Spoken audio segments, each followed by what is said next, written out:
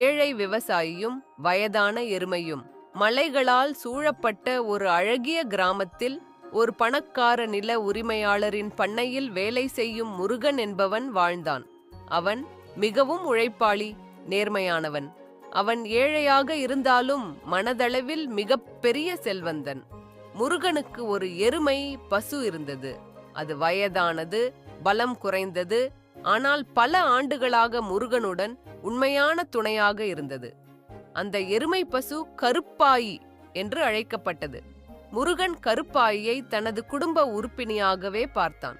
வேலை செய்ய முடியாத காலத்திலும் அதை கைவிடாமல் பராமரித்தான். ஆனால் முருகன் வேலை செய்த நில உரிமையாளர் ராமசாமி கருப்பாயியை பயனற்ற ஒன்றாக கருதினான். முருகா, இந்த எருமை இனி உனக்கு பயனில்லை. அதை விற்று புதிதாக ஒரு இளம் எருமை வாங்கிக்கொள் என்று சொன்னான்.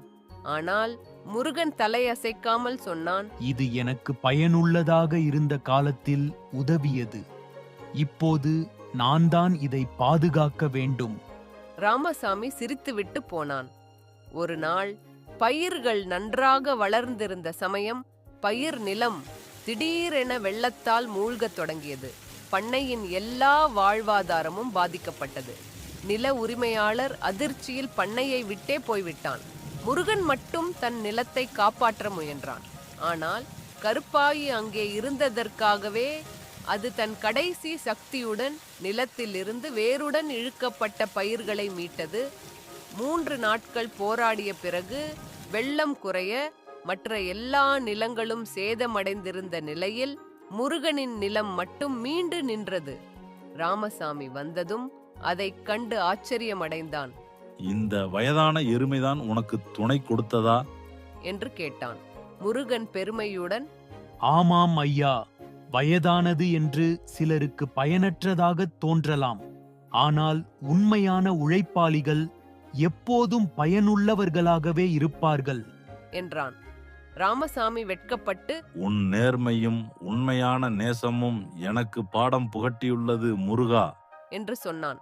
கதைநெறி: உதவியாக இருந்தவர்களை பழுதானதாக நினைத்து கைவிடக்கூடாது. உண்மையான உறவை மதிக்க வேண்டும். ஏனெனில் அது எதிர்பாராத தருணத்தில் நமக்கு துணையாக இருக்கும்.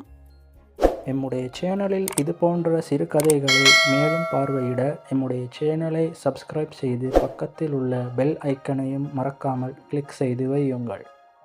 மீண்டும் ஒரு சிறுகதையில் உங்கள் அனைவரையும் சந்திக்கின்றேன். அதுவரை நன்றி.